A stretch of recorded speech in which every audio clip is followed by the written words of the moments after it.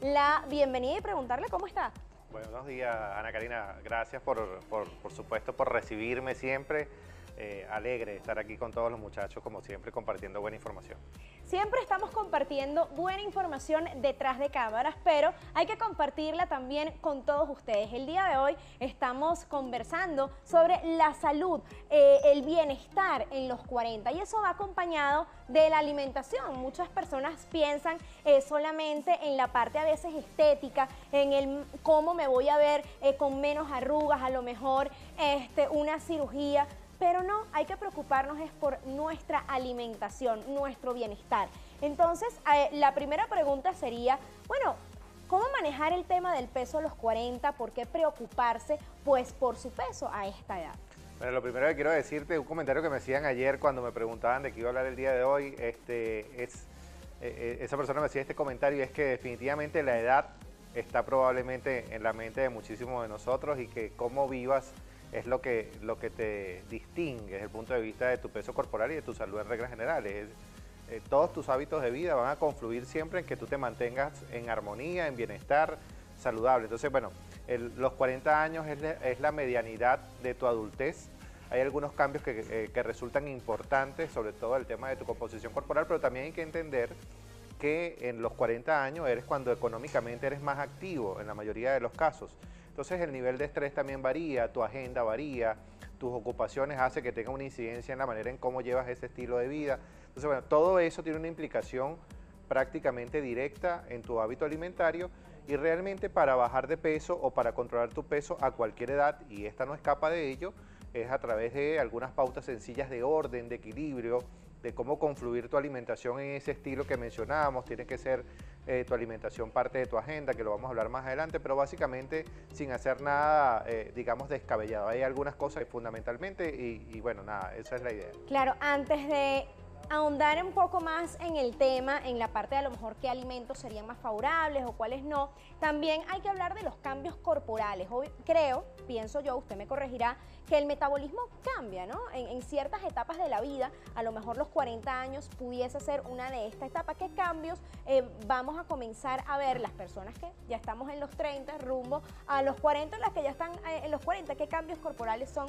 los más significativos? Nosotros siempre hemos definido que el peso corporal ideal es el que está cuando tienes una armonía heterogénea entre músculo y grasa, que son los dos componentes más grandes que definen tu figura corporal. Entonces, básicamente, ¿cuáles son los cambios que tú debes notar?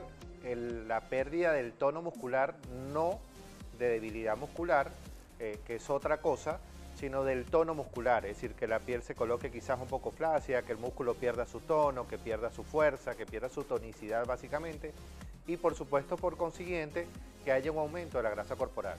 Es importante denotar dos cosas. Uno, después de los 30 a 35 años de edad, el cuerpo puede perder entre el 8 y el 10% de su área muscular total. Okay. Es decir, eso es consecutivo, es quizás cada 2, cada 3 años que eso puede ocurrir, pero va a depender y va a estar condicionado de cuánto tú estimules esa musculatura, cuánto ejercicio de resistencia hagas, cómo es tu alimentación para que ese músculo esté, digamos, sano. Pero eso sería algo que tú debes de notar, es decir, que no pierda yo masa muscular porque tengo un déficit en ingesta o porque no mueva el músculo. Y lo otro es el aumento de la grasa corporal. Es tan notorio en hombres como en mujeres. En mujeres se hace más notorio simple y llanamente porque hormonalmente las mujeres, después de los 40 años, empiezan a, digamos, a pisar ese camino de la menopausia, que no ocurre a los 40 años, obviamente puede ocurrir más mucho adelante después, pero tus cambios metabólicos hormonales ocurren a partir de los 40 años. Recordemos que tus estrógenos son la barrera para la grasa corporal. El no liberar estrógenos de una manera regular, de una manera continua, hace que la grasa pueda depositarse más fácilmente. Entonces, en la mujer, después de los 40 años, sí, pueden tener una replicación entre el 12 y el 18% de la grasa corporal que probablemente antes no tenía. Es decir, no 12-18% más grasa, sino la probabilidad de que aumente tu porcentaje de grasa corporal. Volvemos al principio, es decir, si no haces ejercicio, si no comes saludable, son cosas que tú vas a notar y debes evitar, por supuesto, ni que tengas menos músculo y tengas más grasa, sino buscar la armonía corporal para que tu peso sea saludable y además te sientas estéticamente bien, que es lo que realmente mucho se busca. Lo que te decía también, a los 40 años probablemente estamos en la medianitud de la vida, estamos en los trabajos, tenemos puestos gerenciales, puestos de decisión, etcétera. Entonces tu figura puede definirte estéticamente en alguno de los casos. Claro, yo creo que todo, como usted dice, siempre está en el equilibrio. Ahora, vamos a hablar un poquito de los alimentos, porque qué alimentos deberíamos incorporar o tal vez qué alimentos deberíamos reducir o eliminar pues ya en la edad de los 40. Básicamente los alimentos que puedes incorporar son los que normalmente cualquiera de nosotros debería hacerlo. Okay. Pero que de acuerdo a nuestras agendas apretadas, esta persona de 40 años que está trabajando, que está activo, que está en la calle, etcétera, probablemente hay cosas que obvia o por falta de tiempo o en su defecto porque simple y llanamente no le gustan, no tiene la capacidad o la adaptabilidad a tener acceso a ese tipo de alimentos. Y hablo de las frutas y de los vegetales. Además por un tema de tránsito intestinal, de ritmo intestinal, de saciedad inclusive, de cómo reconocer a través de alimentos saludables que esté saciado, los beneficios que trae la fibra para el organismo y para el tubo digestivo son cruciales en este momento de la vida. No sin escapar, por supuesto, que nunca debe existir un déficit en la ingesta de proteínas animales, en el caso de aquellas personas que comen proteína animal, y en el caso de los vegetarianos, a pesar de que nunca van a equivaler, probablemente van a hallar la equivalencia de la calidad entre ambas proteínas, por lo menos mantenerse lo más saludable con la ingesta. Entonces, ¿qué introducir? Básicamente, más frutas y más vegetales, incorporarlos a tu rutina diaria porque normalmente no se hace, e incorporar una proteína de alto valor biológico siempre en tus 3 comidas principales en iguales proporciones. Se dice inclusive, o hay estudios que demuestran, que tener cantidades similares de proteína magra en las 3 comidas principales mantiene la estabilidad del músculo en un 27%. O sea, significa que si yo me como más o menos la misma cantidad de proteína en el desayuno, el almuerzo y en la cena, yo voy a mantener un músculo lo más, digamos, habilitado posible, estimulado por la actividad física, pero saludable desde el punto de vista de su composición. Y ese es un dato muy importante en vista que pues ya a esa edad se comienza a perder un poco más de lo que es la masa muscular. Ya nos enfocamos en los alimentos que usted debe introducir en su dieta si está en la etapa de los 40, pero ahora vamos a enfocarnos en tal vez los que deberíamos eliminar o reducir. Háblenos un poco del tema del azúcar y de la sal, 2 ingredientes que en exceso no son muy buenos a cualquier edad. Fíjate que qué prudente la pregunta, Ana Karina, porque es a partir de los 35 a los 40 años que las enfermedades crónico-degenerativas empiezan a aparecer de una manera repentina. Es decir, no solamente lo que ustedes mencionaban en la antesana, en el corte anterior, el tema de la presbicia, que es la dificultad para la visión, etcétera, sino todos estos temas de hipercolesterolemia, de hipertrigliceridemia o colesterol y triglicéridos altos, de hipertensión arterial, de arritmias cardíacas, de desórdenes glicémicos o insulínicos que puedan resultar en diabetes, ocurren o empiezan a aparecer, empiezan a denotarse justamente en este periodo de la edad. Entonces, básicamente con el tema del azúcar, la azúcar refinada es el enemigo de muchísimas cosas, es el culpable de muchísimas cosas, pero no necesariamente es el culpable de todo. Yo creo que hay que tener moderación para su consumo, lo hemos dicho acá en otra oportunidad, pero sí, debes limitar todos los alimentos que tengan azúcares añadidos, no dentro de su composición, y vigilar los etiquetados nutricionales de aquellos que en su composición no sea el ingrediente principal. Te explico más detalladamente. Claro. En el caso de los etiquetados, que no ocupe más del 5% del contenido total de carbohidratos en los que son empaquetados. Y en el caso de que un cereal ya tenga en su composición azúcar, por ejemplo, no le agregue más azúcar. Si usted se prepara un batido de fruta, no le agregue más azúcar. Si usted se toma una bebida ya endulzada, porque naturalmente es así o en su composición es así, no tiene necesidad de colocar más azúcar porque los azúcares añadidos es lo que te lleva al exceso. El tema de las gaseosas, el tema de las bebidas artificiales, de las golosinas, de los postres, de todo este tipo de cosas, porque el tiempo te permite es optar por ese tipo de cosas. En el caso de la sal, la dosificación de sal es 2 a 3 gramos al día. Eso equivale a una cucharadita pequeña de postre de nuestra vajilla. Al día de sal. Al día. Entonces, no tienes que comer sin sal, no tienes que comer simple, pero puedes agregar sal con la yema de tus dedos a tu preparación, que seguramente jamás te vas a exceder. Recordemos que la sal es prudencial y es necesario usarla para mantener el equilibrio ácido-base de nuestro organismo, que es sodio y potasio, y eso va a permitir, por supuesto, que estemos saludables a nivel de líquido corporal. Bueno, y al otro lado del estudio se encuentra Alexandra, que yo sé que ella siempre está muy pendiente del tema de la nutrición y la salud, pero seguro tiene alguna pregunta para usted.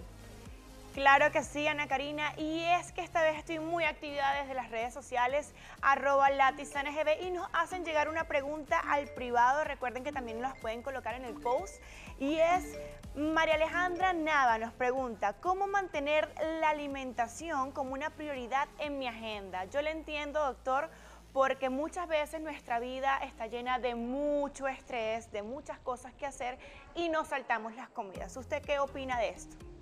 Yo creo que la alimentación es fundamental porque es el combustible de nuestro organismo, y así como nosotros tenemos diferentes actividades a lo largo del día, definitivamente la alimentación tiene que formar parte de ella. Por eso es que universalmente, indiferentemente a las jornadas de trabajo o de estudio, existe la pauta para alimentarte. Es decir, existe fundamentalmente un tiempo en el que tú puedas, evidentemente, tener el espacio para ir a comer. Entonces, cuando tú priorizas la alimentación dentro de tu agenda, evitas caer en tentaciones, evitas en caer en cosas que son improvistas, que no las tenías estimadas y que probablemente te van a llevar a excederte. Cuando tú colocas y tú dices, voy a almorzar a tal hora, voy a desayunar a tal hora, voy a cenar a tal hora, voy a merendar a tal hora, me permite un nivel de saciedad, me permite un nivel de control de mi ingesta calórica en reglas generales, me permite no salirme y no excederme y no comer cosas que sean innecesarias. Entonces sí, definitivamente nuestra alimentación tiene que ser parte de la agenda, como lo son todas las cosas, como lo es cepillarte, como lo es bañarte, como lo es pasear a tu perro, como lo es hacer cualquier cantidad de cosas. Bueno, nuestro nutricionista Domingo Porras se va a quedar con nosotros para el próximo bloque, porque es que tenemos muchísimas preguntas de este tema tan importante, pues cómo mantenernos saludables ya en esta década de los 40. Los invito a que nos escriben y hagan preguntas a través de @LatiZanaGB y acá se las contestamos. Ya regresamos. Latizana, continuamos hablando de alimentación y bienestar con nuestro nutricionista Domingo Porras, enfocándonos el día de hoy en la década de los 40, cómo mantenernos saludables a esta edad. Y por supuesto en la parte anterior hablamos de comer en sus horarios 3 veces al día, si vas a realizar una merienda, por el tema de la saciedad, y eso es muy importante. ¿Cómo saber si ya de verdad estamos saciados o cómo hacer para estarlo realmente, ¿no? Ocurren dos cosas importantes. Uno es que nosotros debemos evitar comer en exceso en razón del plan que seguimos probablemente, y más allá, inclusive si llevamos vidas agitadas o vidas activas, claro, desde el punto de vista de nuestro trabajo, nuestras ocupaciones, evitar tener trastornos digestivos más adelante. A través de los años o después de cierta edad, la digestión se vuelve más torpe, se vuelve más lenta. Por eso es que a los abuelitos les damos comidas predigeridas o comidas muy bien picaditas, así igualito como lo hacemos con los bebés, porque el cuerpo evidentemente requiere mayor cantidad de tiempo para poder digerir algo que probablemente antes, cuando estábamos más jóvenes, claro, lo hacíamos a una velocidad mayor. Entonces, ¿qué ocurre? Yo debo reconocer cuando me siento lleno y parar allí. Para lograr lo que debemos hacer: 1, comer alimentos que me aporten la suficiente cantidad de fibra; 2, comer alimentos que me permitan que sean digeridos rápidamente; y lo otro es que, por supuesto, yo reconozca cuándo debo parar para no ir por segundas o terceras partes, es decir, para no tener que repetir. Una de las cosas que mayor se aconseja es que comas lento. Te lo preguntaba a ti hace un momento, sí, ahora en maquillaje. Si tú comes y tardas alrededor de 20 o 30 minutos masticando, es el tiempo que tu cerebro le toma mandar una orden para decir, es suficiente, debo parar. Entonces, sí, definitivamente debo reconocer en qué momento estoy saciado, en qué momento estoy lleno, para parar allí y no tener que excederme. Hay que saber cuándo parar para tú no tener, digamos, alguna implicación de transgresión dietética que sea innecesaria además. Bueno, y como les he comentado, nosotros estos temas los hablamos fuera de cámara, y sí, en efecto, Domingo me lo preguntó y yo sí, yo como muy lento, y por eso también tengo cantidades también reducidas y me siento saciada. Yo no como hasta sentir que estoy llena, sino hasta sentir que estoy bien. Naturalmente lo hacía, y pues hoy Domingo me confirma que estoy haciendo lo correcto. ¿Está usted haciendo lo correcto cuando ya siente que está lleno o que está bien, o es de los que repite? Escríbanos a través de @LatiZanaGB, porque eso es algo muy interesante de saber y que afecta sobre todo en la década de los 40. Pero tocó un punto muy importante, los trastornos digestivos. ¿Estos pueden comenzar a esta edad? ¿Es algo típico de la década de los 40? Te decía hace un momento que a través de los años nuestro cuerpo pareciera que involucionara y algunas digestiones se hacen más torpes. Ajá. Y la digestión se hace más lenta, por decirlo de alguna manera. Entonces, Claro. sí, los trastornos digestivos pueden ocurrir por dos cosas. Uno, porque comemos de manera atropellada. Dos, porque comemos en las porciones no adecuadas. Tres, porque no bebemos la suficiente cantidad de líquido. Cuatro, porque incluimos alimentos que no corresponden a una dieta saludable. Y cinco, por nuestra edad. Entonces, si el metabolismo o la digestión se hace más lenta, masticamos más rápido y tragamos entero, mezclamos sólidos con líquidos en un mismo momento por un tema de que estamos hablando y estamos comiendo, no le dedicamos la suficiente atención al momento de la comida. El momento de la comida debe ser un momento sagrado para ti. Abandonar el teléfono, abandonar las reuniones, no hacerlo sentado en la oficina, hacerlo en un espacio cómodo, que estés bien sentado, que te dediques exclusivamente a eso. Porque ciertamente los trastornos digestivos pueden aparecer en esta edad y es donde empiezan a molestarte tal cual, como hablábamos hace un momento, con el Claro. azúcar y la sal y la aparición de enfermedades gastrointestinales.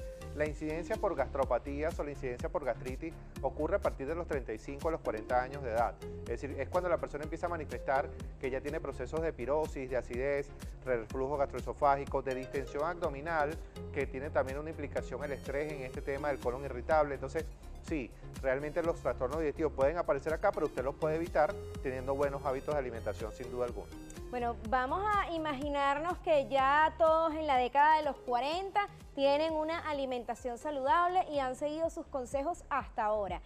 Falta la parte de la actividad, del movimiento, porque si bien es cierto que a lo mejor tenemos una buena alimentación y nos sentimos bien, hablamos de la pérdida de masa muscular, que esto es muy importante y esto también se relaciona un poco con la actividad física, ¿no? Sí, sin duda. Movernos es esencial, es crucial en nuestras vidas a cualquier edad. Definitivamente, de acuerdo a estos cambios corporales que mencionábamos como una de las primeras preguntas que hacíamos al inicio de mi intervención el día de hoy, sí, la pérdida del tono muscular te obliga a tú incorporar no solamente ejercicios de acondicionamiento cardiovascular para fortalecer tu corazón y tu nivel de oxígeno, sino además también ejercicios de resistencia que te permitan generar un tono muscular adecuado. Normalmente se mezclan ambos ejercicios, tanto una buena actividad cardiovascular como un buen ejercicio de trenes de resistencia que te permitan la tonicidad muscular. La duración, la frecuencia, la intensidad, el tipo de ejercicio, el número de repeticiones, los músculos a trabajar es individual. Sin embargo, si usted no tiene un plan guiado, lo importante es que lo haga de manera combinada. Yo normalmente le indico a mis pacientes cuando no tienen un plan personalizado de un instructor, de un entrenador, básicamente, que combinen alrededor de 45 a 60 minutos de alguna actividad cardiovascular, sea bicicleta, nadar, bailar, cualquier cosa que te permita moverte en reglas generales y adicionar por lo menos 30 a 45 minutos de tonificación muscular con pesas de mano, con ligas o bandas de resistencia, con barras estáticas, trabajar con peso muerto. Es decir, siempre es importante generar, evidentemente, ese tono muscular porque es tu vitalidad. El músculo es lo que te da soporte, es lo que te da equilibrio. Perder el músculo es sinónimo de enfermedad. Entonces, cuando yo hago también grandes pérdidas de peso con dietas, digamos, no ajustadas, corre el peligro de que esto ocurra. A veces, matarte 3 horas en un gimnasio, si no estás haciendo la actividad apropiada, los perdiste. No sirve. Si tú estás 3 horas matándote en un gimnasio y no comes saludablemente, perdiste la actividad. No se trata de sudar. Ayer yo caminaba en el sitio donde vivo y me sorprendía que a pesar de que no solamente yo, muchísima gente lo ha publicado y es notoria la información de que la grasa no se suda. Y tú veías como, por ejemplo, a la orilla del mar, a las 3 de la tarde o a las 4 de la tarde, caminan personas forradas, literalmente, en una gran cantidad de tanto apósitos, como implementos, como ropa, como prendas de vestir. No, si usted suda más, no va a eliminar grasa corporal. Si usted hace 3 horas de ejercicio, necesariamente, y no es, digamos, el adecuado para lo que usted necesita y su figura corporal, no va a funcionar. Entonces, sí tengo que hacer ejercicio, pero también tengo que puntualizar qué es lo que necesito hacer para que el ejercicio sea realmente efectivo, más allá de mantenerme saludable. Y antes de darle pues el pase a mi compañera Alexandra, quiero decirle que eso de forrarse en Emboplast, porque yo lo he visto, no va a hacer ningún beneficio en su cuerpo. Así que, por favor, esto se ha visto, y peor aún, gente recomendándolo en las redes sociales. No haga eso, búsquese un nutricionista, búsquese un instructor que pueda indicarle qué puede hacer realmente. La grasa no se suda. Para estar, no, la grasa no se suda, eso es muy importante. Eso es como un tip que quiero dejarles el día de hoy. Ahora sí, mi compañera Alexandra está en el otro lado del estudio porque tiene más preguntas. Muchísimas gracias, Ana Karina. Bueno, es verdad, eso de que la grasa no se suda, yo cometí el error hace algunos años cuando me envolvía en Emboplast el abdomen. Pero bueno, son cosas que uno tiene que aprender, ya hoy lo aprendí. Pero yo le quiero preguntar al doctor qué implicaciones tiene el estrés y los estados de ánimo en la salud. ¿Cómo nos puede afectar a todos el estrés y el estado de ánimo? Fíjate, ayer escuchaba a un psicólogo mencionando, Alexandra, para responderte brevemente, la diferencia entre depresión, estrés y ansiedad. Depresión probablemente es exceso de pasado, es decir, cosas que te preocupan de tu pasado anterior. El estrés te preocupa muchísimo el presente, y ansiedad es porque estás pensando ya en lo que va a ocurrir en un futuro. No, necesariamente tu nivel de estrés no puede condicionar tu estilo de vida, porque tú tienes que condicionar, digamos, en la manera en que piensas, en que te conectas emotivamente, en que socializas inclusive con el entorno. Pero cuando yo tengo un nivel de estrés, la secreción de mis hormonas varía, la secreción de las hormonas hace que varíe la resistencia insulínica y que yo pueda aumentar de peso. Si yo estoy estresado, no como adecuadamente porque evidentemente estoy enfocado en la preocupación que tengo para resolver, y mi alimentación pasa a un segundo plano. Si yo estoy estresado, no hago ejercicio. Entonces sí, la implicación es directamente proporcional sobre mi peso corporal si yo estoy estresado. Tengo que estar en armonía, tengo que estar en armonía mental, física y espiritual para yo poder realizar cualquier cambio de mi cuerpo y de mi estilo de vida en reglas generales. Y antes de terminar esta parte del programa, me gustaría que le regalara a nuestra queridísima audiencia unas recomendaciones finales. Ya hicimos énfasis en la parte del Emboplast, no lo hagan. Otras recomendaciones, bueno, también pudiésemos incluir la meditación y la relajación pues con esta parte del estrés, ¿no? Sin duda, sin duda. El ejercicio, hay un ejercicio que a mí me gusta muchísimo, no lo practico, pero respeto muchísimo a quien lo hace y que tiene una implicación en esta edad para la tonicidad muscular porque afecta estas dos cosas, es decir, o tiene incidencia en estas dos cosas, en manejar mi sistema psicoemocional o mi nivel de estrés, y me da resistencia muscular, que es el yoga. Entonces, eso pudiese ayudarte a incluirlo como parte de una rutina, inclusive para principiantes hay métodos donde puedas realizarlo. Y las recomendaciones generales es que comas lo más saludable posible, que puntualices exactamente qué es lo que necesitas consumir, cuál es el cuerpo que deseas obtener.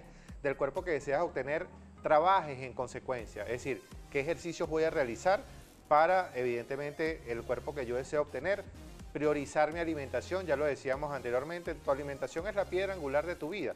Nosotros nos movemos en razón de energía y la energía nos los da la comida porque la comida es el combustible. Entonces coma bien para que usted se sienta bien. Sin duda alguna no hay otra cosa que podamos definir. Vamos a recordar sus redes sociales porque siempre queda alguna pregunta por allí y yo sé que usted le responde a quienes le escriben en sus redes. Seguro, @DomingoPorras en Instagram y Twitter, y sí, por ahí respondemos la medianitud de nuestro tiempo, pero siempre lo hacemos, siempre lo hacemos. Así que aprovechen que el doctor, pues nuestro nutricionista, está dispuesto a responder dudas que no han sido contestadas en esta parte del programa. Nosotros ya venimos con más de esta tisana.